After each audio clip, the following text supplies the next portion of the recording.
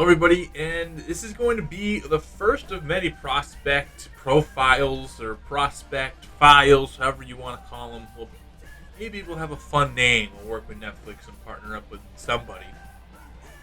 But in these episodes, we'll be going over two, most likely, maybe three, maybe one, depending on everything, prospects in the Rockies organization.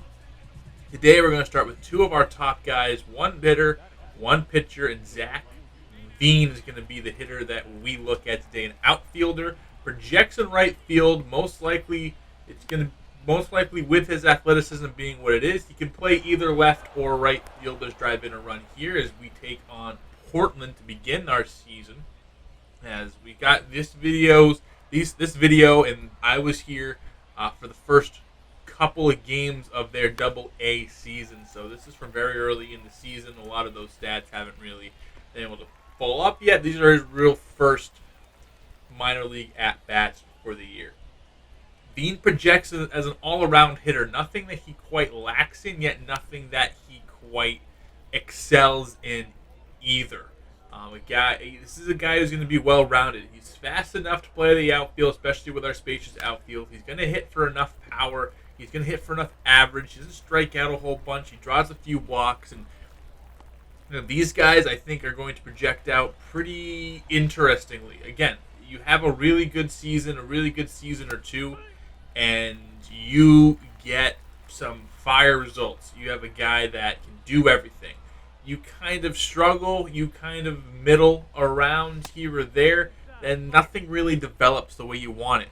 And then you have this putty that is already dried up, and you haven't really done anything with it right.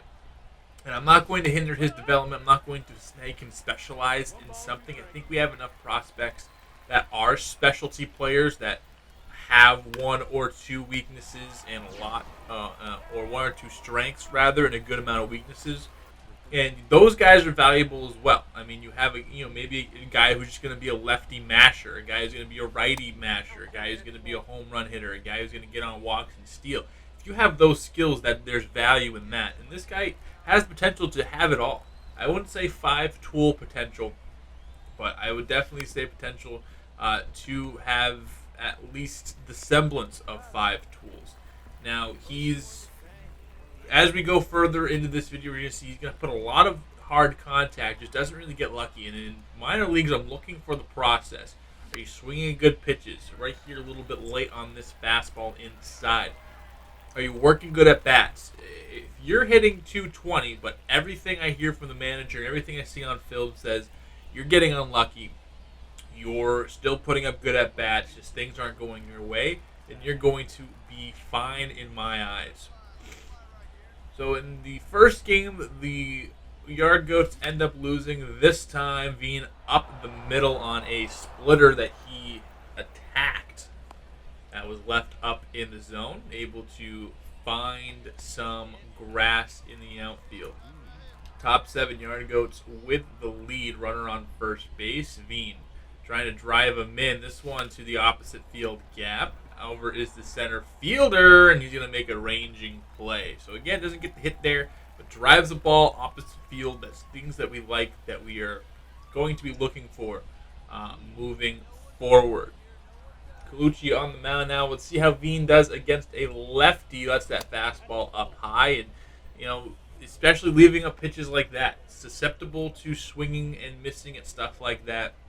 Some guys are, and Veen doing a good job of kind of keeping himself at bay. This one outside, but in there for a strike on the changeup. That's a tough pitch for him. Definitely not as good as against lefties as you could imagine, but a guy who is going to put up good at bats. He started the season in Double-A.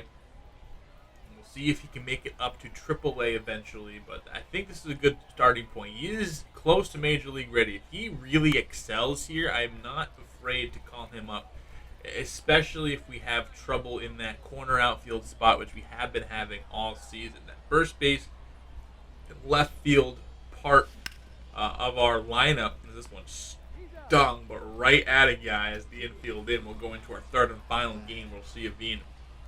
Coming out of spring training, those two positions that we are looking at as battles. And Chris Bryant won the first base battle. He hasn't been fantastic, and the left field has been very much a wash between Bouchard and Tolia. No one is really catching on. So maybe Veen's that first guy who takes a step and challenges for that left field job. This one in the gap, and this one's going to drop down for extra bases. Veen rounds first.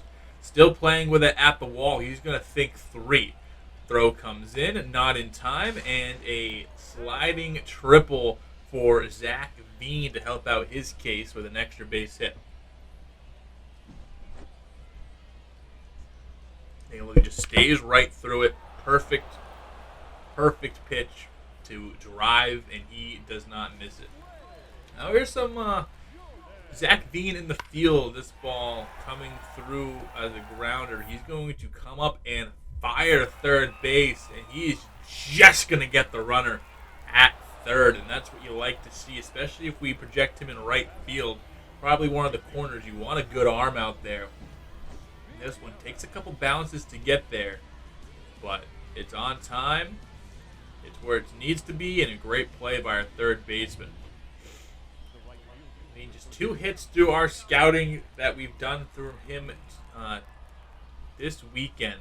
That's all right. Again, we're looking at the process. We're not really too worried with results. Obviously, results help, and results is what's going to get you on our radar. But especially Zac Veen, who's a guy who's been one of the Rockies' top prospects for a good amount of time now. He's approaching, his 4th, 5th year with the organization coming up soon. He's a guy that he doesn't really need to be on our radar. Like, he's already there. This one smacked to center field, but just a little bit late on it. Again, definitely a better hitter against righties. As Portland storming away in this one. As here's our final at bat we're going to see from Veen. Again, overall, just a couple of hits. But did put some balls in play that were hit very, very hard. This one, as he thinks he got it. And look at this. What a scale by the left fielder out there. That is crazy. Look at this. Kind of robbing the guy. And that's going to do it for Zac Veen and what he has shown us here today. And we're going to move on to our next player, also in Hartford, Connecticut, Chase Dollander. We came back a little bit later in the season. Dollander, 6-1 on the season, 3.47 ERA. The whip's nice. The strikeouts could be a little bit higher, but they're still in a good spot. And Dollander's a guy with a fantastic break on his pitches. 3-2 count here. Trying to beat Walton up and in, and he'll jam him. Dollander so far this year, he's a guy that, especially with the pitching needs we have on this roster, he's a guy who might get fast-tracked up. A guy that we drafted just last year out of Tennessee, the University of Tennessee, has a big looping curveball, and you'll see it right there. He gets a guy to go into the dirt to try to get it. Tries to beat him with the fastball now, and he just freezes him. And that's how he tunnels that big break on the curveball, that fastball. He thinks he's getting another curveball kind of in that same area, and turns out it's a fastball down the middle. Dollander is a guy that, again, we will be seeing in the rotation more sooner rather than later, as he gives the long ball here to Wingrove. And really one of his only true mistakes of the day that we saw from this outing. Just try to beat him with a fastball. Didn't locate it as well inside as he wanted to. And this guy takes it pretty deep into right field. But again, we're looking at the process. The results don't really matter. I understand the process there. Just didn't execute. A guy who is going to have more strikeouts, maybe give up some walks, home run ball, he could be susceptible to. But a guy ultimately that we think can do very, very good for the Rockies in the near future. Gets the ground ball there for the double play, and able to use all 4 of his pitches he has. He has a fastball, fastball, a curveball, a changeup / splitter that he uses usually to mix up speeds and get guys fishing down. And those are his 3 big pitches. And if he can use those as a deal, Amador is going to help him out. Again, even though we're looking at Dollander, if you're making plays like that, you're going to get me to notice an Amador, another guy who we'll probably be hearing from and seeing soon in Colorado. So I like where his 3 main pitches are at right now. But we'll see. He still has some work to go. I don't want to rush him up, especially in Coors Field. You have that susceptibility to get punked up there. Again, it is not for the faint of heart, and I don't want to have a guy who we have a lot of promise for just get up there, get shelled, lose all that confidence immediately, even though he's not doing anything wrong. You understand? So we're going to, when he is ready, we think that he is really, really ready to go, he'll be there. But we're not going to put too many expectations on him to come out and be our savior just yet. He gets a pop out here, and now it's going to bring up the guy he gave up the home run to. How does he bounce back? This time he gets him to ground out to second base. Would have been a double play if there was the possibility, so that's a pretty good way to bounce back against a guy who took you deep last time.